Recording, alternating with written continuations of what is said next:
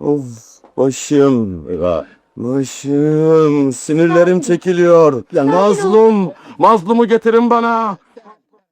Ulan bu işlerin suyu çıktı be. Bakkal çırağı mı alıyorsunuz? Muhasebe yardımcısı mı? İmtihanla aktör mü alınır?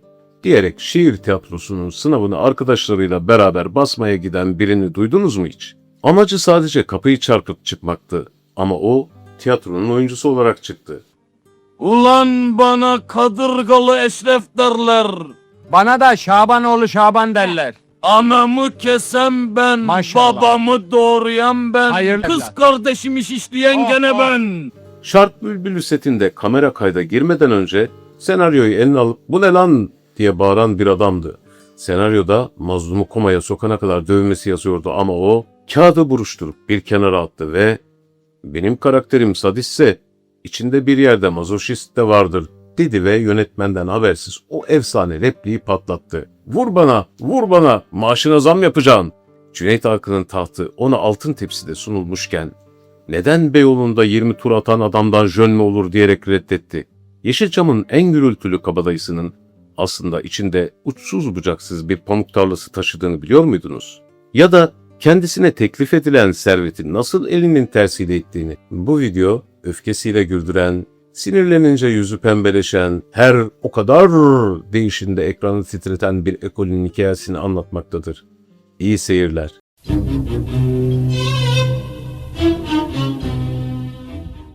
Dinçer Çekmez, 22 Ocak 1943'te İstanbul'un o eski vakur atmosferinde dünyaya geldi.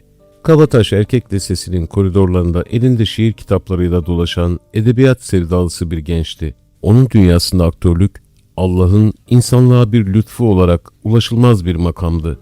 Kendisini ise sıradan özel bir tarafı olmayan biri olarak görüyordu. O zaman sadece şiir okuyan o naif genç nasıl oldu da Türkiye'nin en korkulan psikopat tiplemesine dönüştü?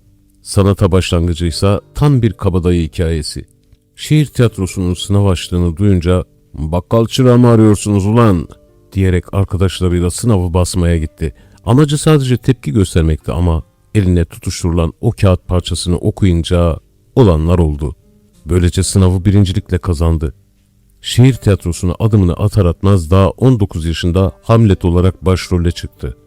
Müjdat Gezen gibi isimler "Kim bu herif, gelir gelmez nasıl kaptı rolü?" diye şaşkınlıktan çıldırdılar. O yıllarda sinema onun için sadece bir denemeydi.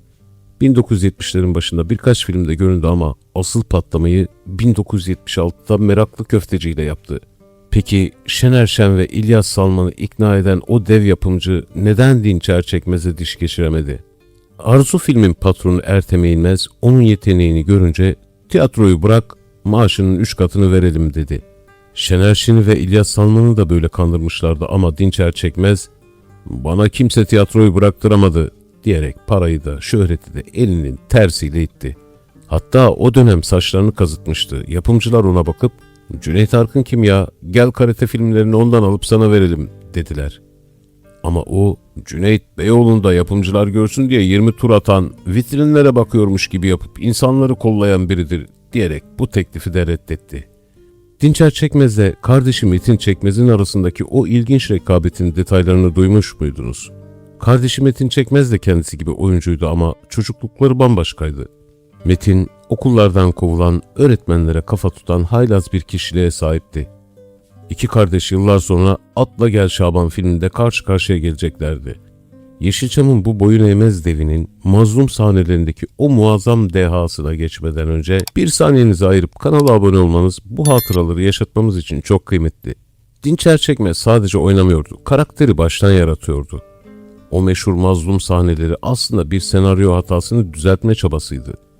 Kemal Sunal'ın perişan edilmesine razı gelemedi.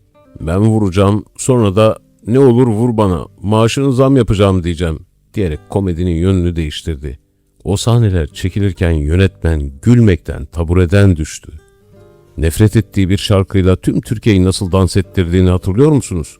Hani şu şiki şiki baba meselesi. Anlatılanlara göre Dinçer Çekmez bu şarkıdan nefret ediyordu. Sokakta duysa arabasından inecek kadar sinirleniyordu. Ama sette bir baktı, senaryoda bu şarkıyı ona söyletiyorlar. "Böyle eşek şakası mı olur?" dese de Kemal Sunal'ın hatırına okudu o şarkıyı. O sahnedeki kızgın suratı aslında rol değil, şarkıya duyduğu gerçek nefretin yansımasıydı. Ayrıca sesini başkalarına ödünç veren bu adam aslında kimlerin sesi, kimlerin ruhu oldu. Sadece yüzüyle değil, sesiyle de bir devdi. Yadigar Ejder'den Hüseyin Peyda'ya, Sümer Tilmaç'tan Ünal Gürel'e kadar Yeşilçam'ın pek çok sert adamına o gür sesiyle hayat verdi. Kemal Sunal onun için Dinçer varsa işin garanti derdi. 90'lı yıllardaysa daha çok dizilerde gördük onu. Şaban Asker'de gibi projelerle yine gönülleri fethetti. Ama 70'li yaşlarına geldiğinde o yorgun vücudu alarm vermeye başladı. Karaciğer ve böbrek rahatsızlıklarının ardından lösemi teşhisi kondu. 2 yıl boyunca sessizce kimselere yük olmadan savaştı. 12 Mart 2013'te 70 yaşındayken o gür naralar sonsuza dek sustu. Eski eşi Ayşin Atav'ın "İçimin yüreğimin acıdığını hissediyorum" sözleri aslında tüm bir ülkenin o günkü hissiydi.